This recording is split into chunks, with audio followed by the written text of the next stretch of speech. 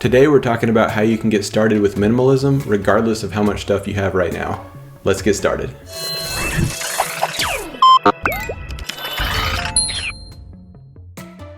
Minimalism is not getting rid of everything you own. Oh, how embarrassing. Give me 1 second to tidy up. It does not mean your house is going to end up looking like an unlived-in magazine photo. Minimalism is also really hard to say, I've realized.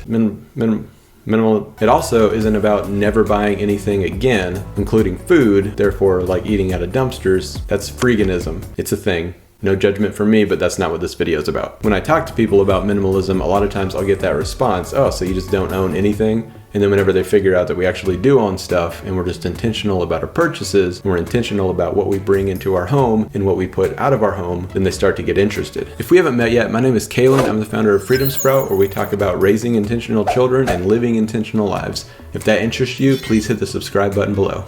Now let's talk about how minimalism is a process. It's not a quick change. So what is minimalism? You can capture the concept in 2 words: intentional ownership. That's how I define it, because it really has very little to do with the number of things you own and everything to do with why you own them. It's simply being intentional about everything you bring into your house and knowing why you own everything you own. But if you want to take it a step further, minimalism really applies to every area of your life. So being intentional with your things, but also being intentional with your time and your resources and your relationships. It's about cutting what you don't need and keeping what you do across the spectrum. So how can you start minimizing? We all tend to find that we're happier when we own fewer things, but you have to get started if you want to get rid of things so that you own fewer things. So the first step is to emotionally detach yourself from material possessions. This is also the hardest step, but once you make it through this, it makes the whole process a lot easier. We are all attached to our physical possessions, whether we realize it or not, but you'll figure out really quick when you start getting rid of a lot of things. So once you bring yourself to the point to where you're emotionally detached from your physical possessions, just from objects, from stuff, you can start to declutter your home and you can start to become a minimalist. Okay, so once you've done the emotional detachment, or at least you realize that it's a thing and you have the mindset that you're not going to let it get the best of you, these are 3 quick steps that you can use to start becoming a minimalist. Number 1, get rid of your storage unit. If you don't have a storage unit, you can move to step 2. But if you do have a storage unit, it's time to get rid of it. I understand that there are certain circumstances where people need a storage unit. We didn't have a home for 6 months and we had to live with someone and we had to use a storage unit to hold all of our stuff.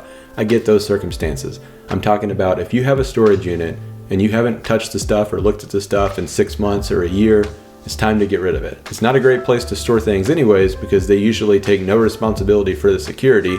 So if you're storing high valuable things in your storage unit, someone can break in and take them all, and odds are the storage company is not going to be responsible for any of it, and you're just going to be out unless you have your own insurance. But if you just get rid of the storage unit, you don't have to worry about any of that. Number 2, get rid of your distractions. So this could be video games, it could be movies, computer programs, it could even be your TV or your computer itself, if that's distracting you from the things that are more important to you. Anything that's not getting you closer to the life that you truly want to live is a distraction. So for example, if family time is really important to you and you want to spend more time together as a family, video games and TV and different things like that could be distracting you from your goal of spending more time together. So get rid of all the distractions. Now with step 3, we're kind of getting more into the actual decluttering process and becoming a minimalist as far as your physical possessions are concerned in your home. So number 3 is get rid of your excess. The books that you know you're not going to read again, the clothes that you know you're never going to wear again, the easy stuff, start getting rid of that first. You don't have to make tough decisions in the beginning when you're trying to minimize. Get rid of the easy stuff. If you start by minimizing the difficult things and the things that you're not sure if you want to part with,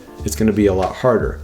You've already went through the emotional detachment stage and you're trying to figure out what you're attached to, but start by getting rid of the easy stuff and then work your way into the more difficult things that you don't want to part with. So all of that excess is most likely going to be the big rocks, and it's going to take a huge chunk out of the clutter in your home. So whenever you move on to the smaller stuff, it's going to get a little more difficult, but that's why you should do it slowly. And I'll link a video that I did about decluttering your home slowly and easily without stressing yourself out. Before you go, please subscribe to get more videos on money, minimalism, and our travel journey around the world. Check out my new book, Intentional Children. I'll put a link to that below.